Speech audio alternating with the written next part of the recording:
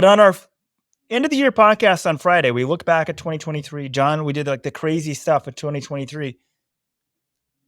And one of our big talking points was the mass defections from the Bowerman Track Club.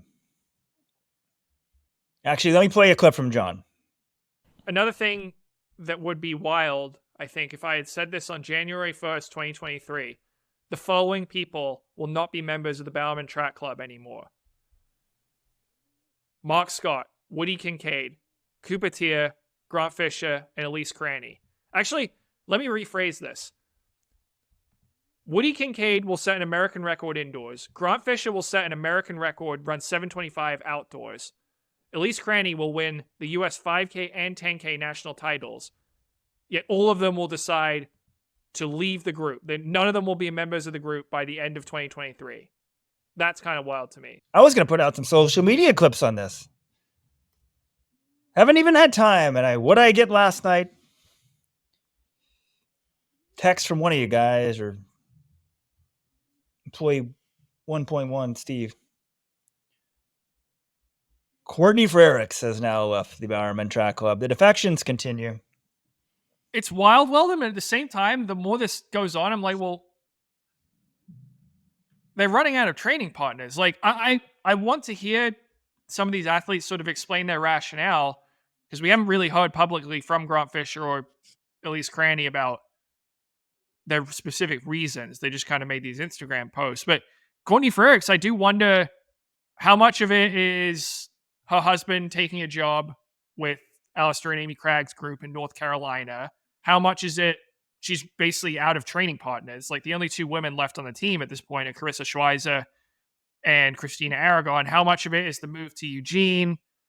She also said going to North Carolina, she gets to reunite with Pascal Daubert, who's the longtime Bowerman Track Club strength coach, and helps out with the steeplers, helped out a lot with Jager and wait, Frerichs. what? This is what she posted. Pascal told me that he didn't take the job with Amy. I don't think that necessarily means. I don't know what Pascal's status is. Maybe we should reach out to him.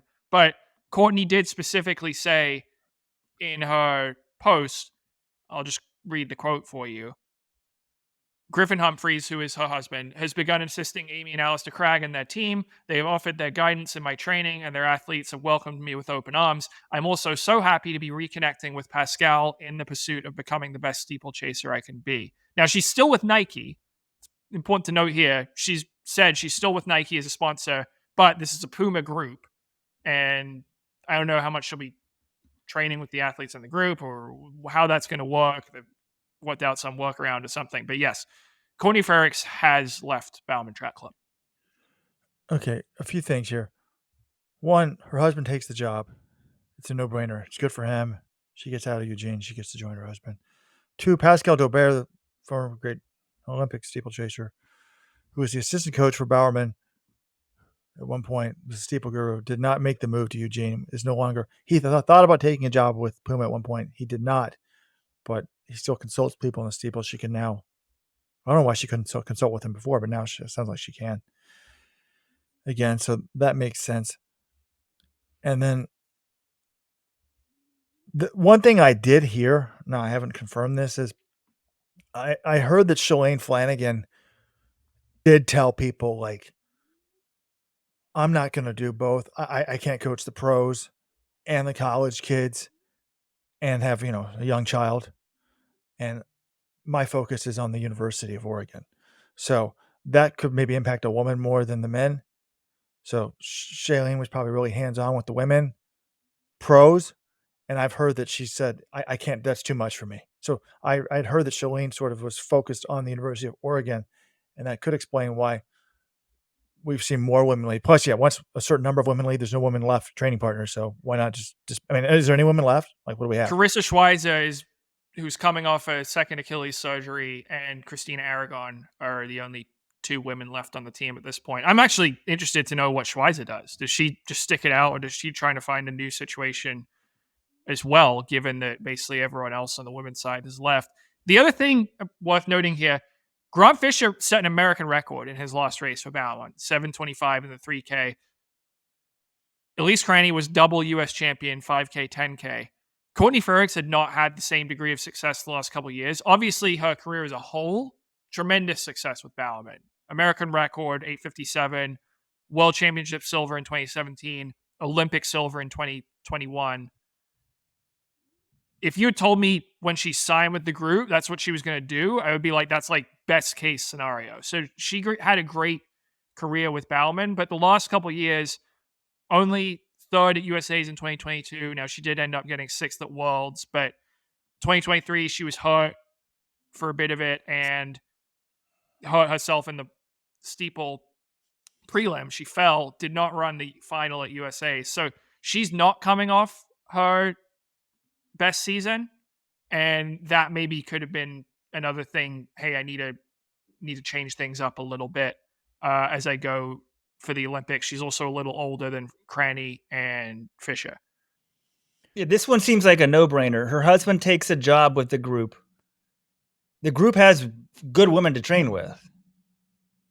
Fiona O'Keefe, Natasha Rogers are both in this group.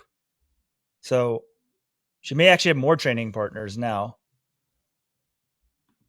And then I mean, you also got her contract probably is up after this year, right, John? I mean, maybe there's a future for her at Puma. Like, see how things go there. Like, it's nice to be courted to have other options. So, we assume everyone's loyal to one company or whatever, but this is a business at the end of the day. So, if Nike's letting her go train with the Puma group, it might help her. She needs to perform. The more you perform, the more options you have. But then the Puma group could be a landing group for her afterwards. So I guess there's three people still there? Jaeger, original of the old school group. Jaeger, Ahmed, and Schweizer. Well, I mean, Sean McGordy and Josh Thompson, do you not consider? I'd say they're sort of in that group as well. And then a big newcomer, Justyn Knight. The men's group is fine. They've still got plenty of big names there. And they have this Charles makes Hicks more sense. also. Shalene's gone.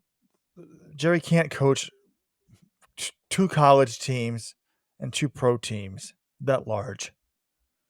So, anyways.